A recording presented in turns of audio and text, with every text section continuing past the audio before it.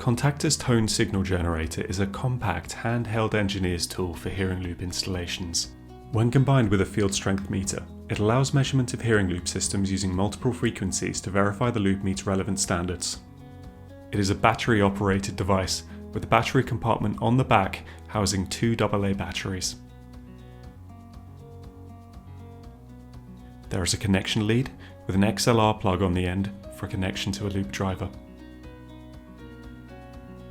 To switch the TSG on, press the button on the top and it displays the frequency by illuminating a red light beside the frequency.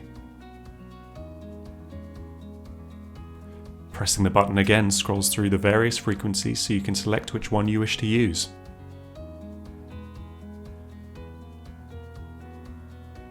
It also includes white noise, pink noise, then back to 100 Hz. Press and hold the button at the top of the device to switch the TSG off.